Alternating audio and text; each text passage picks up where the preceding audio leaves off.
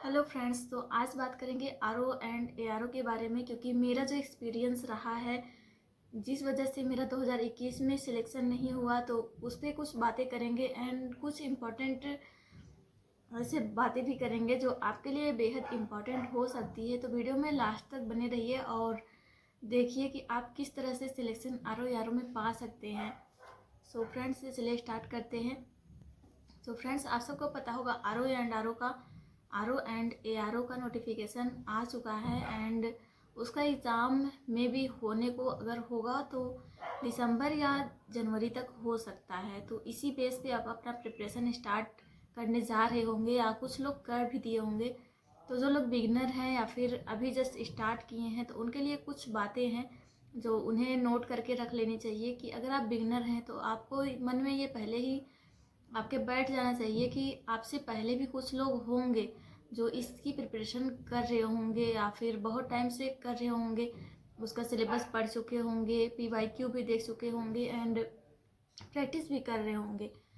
तो उनका फाइट जो है आपसे होने वाला है, तो मतलब आपका फाइट उनसे होने वाला है। तो आपको ये प्रिपेयर रहना चाहिए कि हाँ, मुझसे भी और स्ट्रांग लोग हैं जो प्रिपरेशन कर रहे हैं, तो मुझे भी उस लेवल की प्रिपरेशन स्टार्ट करनी पड़ेगी। तो एक बात तो ये हो गई एंड दूसरी बात है सिलेबस की। तो सिलेबस आपको फुल डिटेल में देखना पड़ेगा और आप कहीं से भी सिलेबस देख सकते हो। आप सरकारी रिजल्ट पे जाके वहाँ पे सर्च करोगे या फिर गूगल पे या तो यूट्यूब पे बहुत सारे लोगों ने बताया है सिलेबस, तो आप सिलेबस देख सकते हो। और मुझे जहाँ तक लगता है सिलेबस सेम यूपी पीसीएस का ही है, प्लस उसमें जो हिंदी दिया हुआ है 60 नंबर का हिंदी आता है, तो हिंदी आता है और सारा सिलेबस आप यूपी पीसीएस का मान लो। तो यूपी पीसीएस का अगर प्रिपरेशन आप करते हो तो आपके लिए फ़ायदा है कि आप एआरओ की तैयारी साथ में करते जा रहे हो। आपको बस यूपी पीसीएस में हिंदी नहीं रहता है, इसमें हिंदी ऐड करना पड़ेगा। मैं बात प्री की कर रही हूँ, मेंस में तो हिंदी है एंड आरओ की वैकेंसी में भी मैं प्री की ही बात कर रही हूँ, क्योंकि सबसे पहले प्री निकालना पड़ेगा। तो प्री में जीएस रहता है और हिंदी रहता है। तो सिलेबस हो गया। तो तीसरी बात यह है कि पीवाईक्यू, आप सिलेबस को पढ़ते पढ़ते आप पीवाईक्यू देख सकते हैं। अगर आप पीवाईक्यू देखेंगे तो आपको पता चलेगा कि हाँ, ये क्वेश्चन यहाँ से बना रहा है। और मुझे जहाँ तक लगता है तो आरओ का जो क्वेश्चन पूछने का तरीका है वो यूपी पीसीएस से थोड़ा सा अलग है। ये लोग थोड़ा सा टफ जीएस का पेपर बनाते हैं एंड हिंदी का जो रहता है वो स्कोरिंग सब्जेक्ट है, आप हिंदी में अच्छी तरह से स्कोर कर सकते हो। तो इसी तरह से आप अपनी प्रिपरेशन स्टार्ट कर सकते हैं।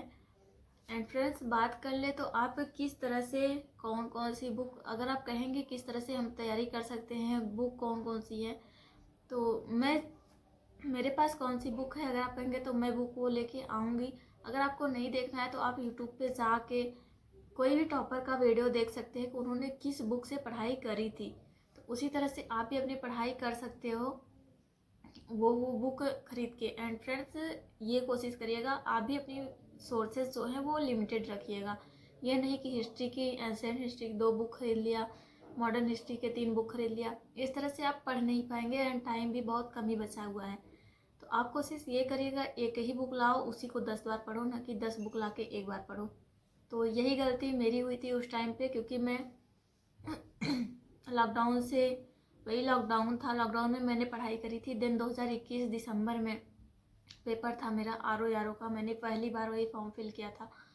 तो उस टाइम पे ये हुआ कि मैं भी एक बिगनर ही थी, मुझे कोई आइडिया नहीं था एंड मैंने क्या किया था कि कोई प्रैक्टिस भी नहीं करा था। और जीएस के बुक से मैंने ऊपर ऊपर का जो जैसे होता है ना, वनडे एग्ज़ाम में जैसे पूछे जाते हैं, ऐसे मैंने पढ़ाई कर ली थी। एंड जब एग्ज़ाम हॉल में मैं पहुंची तो एग्ज़ाम का लेवल देख के तो मेरे तो हवा निकल गई कि इतना टफ पेपर था। क्योंकि मैं तो उस टाइम सोच के गई थी कि मेरा इसमें हो जाएगा, प्री निकल जाएगा। एंड हिंदी तो मेरा अच्छा गया था, हिंदी में मैंने बहुत अच्छा स्कोर किया था, बट जीएस जो था, जीएस बहुत कम, मतलब माइनस मार्किंग भी था तो उसमें कम हो गए मार्क्स।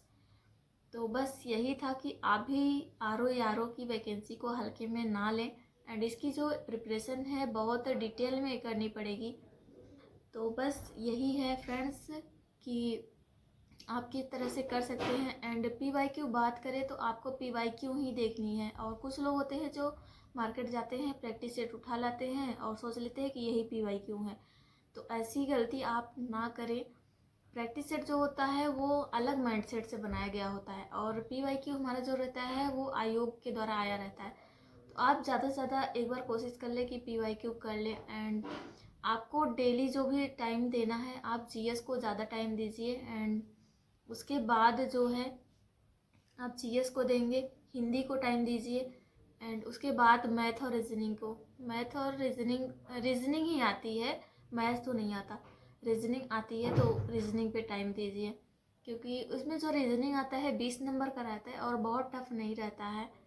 आप इजली कर लेंगे अगर आपको थोड़ी सी मैथ और रीजनिंग आती है तो आपका ज़्यादा फोकस रहना चाहिए GS पे। एंड GS के बाद आपका फोकस रहना चाहिए हिंदी पे, क्योंकि हिंदी जो है प्री में भी है और मेंस में भी है। तो आपके लिए ये फ़ायदा हो सकता है कि आपका जो हिंदी आप कवर करेंगे वो प्री में भी काम आएगा एंड मेंस में भी काम आएगा। और जो कट ऑफ रहती है वो, क्योंकि सब लोग हिंदी में ज़्यादा स्कोर कर लेते हैं, इस वजह से कट ऑफ थोड़ी सी हाई चली जाती है। अगर आप भी हिंदी में अच्छा स्कोर करेंगे तो कट ऑफ आप पार कर लेंगे। तो अपनी पढ़ाई ऐसे ही स्टार्ट कर दीजिए। एंड डेली 6 से 8 घंटे पढ़ाई स्टार्टिंग में कीजिए। एंड अगर आप मेरे साथ भी जुड़ना चाहते हैं तो चैनल को सब्सक्राइब कर लीजिए। एंड मेरा भी RO एंड UPPCS का प्रिपरेशन साथ में चल रहा है, क्योंकि सिलेबस लगभग सेम है, बस हिंदी एक्स्ट्रा पढ़नी है। और मैथ और रीजनिंग तो मैंने डेली के लिए ऐसे रखा हुआ है, उसको करूँगी। एंड करेंट अफेयर करना है, तो आप मेरे डेली के वीडियोस को देख के ये कर सकते हैं कि मैं कौन सा टॉपिक किस बुक से कहाँ से पढ़ी हूँ। अगर आप कहेंगे तो मैं उसका फुल डिटेल भी दिया करूँगी कि हाँ मैंने ये सब्जेक्ट यहाँ से कवर कर लिया है। एंड फ्रेंड्स, मैं ज़्यादा करके यूट्यूब पे प्रेफर नहीं करती हूँ। जैसे कोई टॉपिक हो गया, ये नहीं आ रहा है तो यूट्यूब से देख लो, ऐसा नहीं करती। मैं उसको बुक से ही पढ़ना प्रेफर करती हूँ।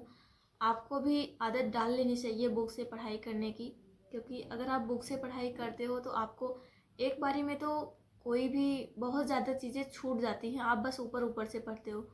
बट आप दूसरी बार जब पढ़ते हो तो बहुत सारी चीज़ें उसमें से नई निकल के आती है। तीसरी चीज़ें पढ़ते हो तो आपको पहली बार वाली दूसरी बार वाली रिवाइज होती है एंड कुछ चीज़ें फिर से निकल के आती हैं। तो इसीलिए आपको बुक से पढ़ने की आदत डाल लेनी चाहिए। एंड बुक ही हम लोगों का सच्चा दोस्त होता है, ये मान सकते हैं आप, क्योंकि मैं मानती हूँ।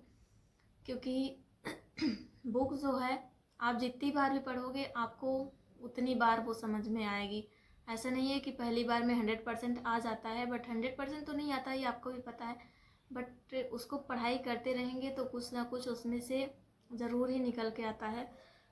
तो फ्रेंड्स, कल से मेरा वीडियोस आएगा, पिछले 2 दिन में नहीं आ पाया था, तो आप लोग अपनी पढ़ाई करते रहिए। एंड मिलेंगे आपसे नेक्स्ट वीडियो में। एंड अगर आपकी कोई क्वायरी हो तो आप मुझसे पूछ सकते हैं। मैं जल्द ही Q&A लाने वाली हूँ अपने ऊपर, क्योंकि बहुत सारे कमेंट आ रहे थे कि बताइए क्या हुआ, कैसे नहीं हुआ, और बिहार का पेपर कैसे हुआ। तो बिहार के पेपर में ये हो गया था कि मैं पेपर तो देने गई थी, बट बुकलेट में मैंने टिक नहीं लगाया था। तो इससे ये हो गया कि उन्होंने आंसर की तो अपलोड कर दी है, बट OMR अपलोड नहीं किया। जब तक OMR अपलोड नहीं करेंगे तब तक टू द कट ऑफ जो आ रहा है, मार्क्स मेरे आ रहे हैं, वो मैं नहीं जान पा रही। तो बस उसी का वेट है, जल्द से ही वो OMR अपलोड कर दे तो मैं भी अपने मार्क्स देख लूँ, क्योंकि बहुत सारे लोगों ने देख रखा है और मुझे भी अंदर से होता है कि हाँ मैं भी देख लेती तो मेरा कितना आ रहा है कितना नहीं आ रहा है। सेटिस्फेक्शन मिलता है एक कि होगा या नहीं होगा। मे भी कट ऑफ तो कम जाने की संभावना है, बट कितनी जाएगी ये तो किसी को नहीं पता है। बट सभी यूट्यूबर्स जो हैं सब लोग कम बता रहे हैं 50-55 गर्ल्स के लिए। तो देखो कितना जाता है कितना नहीं जाता है, बट आप इसके ऊपर अपने पढ़ाई को स्टॉप मत कीजिएगा, मेरा यही मानना है। क्योंकि मेरे तो इससे ज़्यादा मार्क्स आएंगे ये मुझे पता है, बट मैं अपनी पढ़ाई को स्टॉप नहीं करना चाहती, क्योंकि मे भी कट ऑफ हाई चली जाए। बीएड वालों को उन्होंने अगर ऐड कर लिया तो कट ऑफ हाई जाएगी। तो बस पढ़ाई को कंटिन्यू करना है, स्टॉप करके नहीं रखना है। और मेरा हमेशा से यही मानना है, अगर मैं कुछ बन भी जाती हूँ ज़िंदगी में तो भी मैं अपनी पढ़ाई को स्टॉप नहीं करूँगी, मैं पढ़ाई करती रहूँगी। आज मैं सिलेबस के टॉपिक पढ़ रही हूँ, कल मैं अच्छी अच्छी बुक्स को पढ़ूँगी। मेरा यही से हमेशा रहा है एंड मैं कोशिश करती हूँ साल में 1 या 2 बुक ऐसा ख़रीद लूँ जो मुझे थोड़ा सा मोटिवेशन दे। तो ऐसे भी मैं बुक्स ख़रीदती रहती हूँ, पढ़ती रहती हूँ एंड आपको मैं दिखाऊंगी मेरे पास कौन कौन सी बुक है। थोड़ा सा टाइम दीजिए, आप भी वो बुक्स पढ़ सकते हो, बहुत अच्छी बुक होती हैं। तो फ्रेंड्स, वीडियो बहुत ज़्यादा लंबी हो रही, तो मिलेंगे आपसे नेक्स्ट वीडियो में। तब तक अपना ख्याल रखिएगा।